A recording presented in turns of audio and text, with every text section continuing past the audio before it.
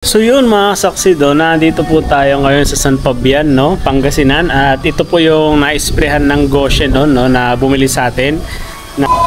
Yan po yung na-isprehan ng Goshen mga saksid. Ayan, ang ganda. Green na green pa siya, tumubo na yung mga ano niya. At nag-ano po, yun, marami pang mga ano, bulaklak. Oh.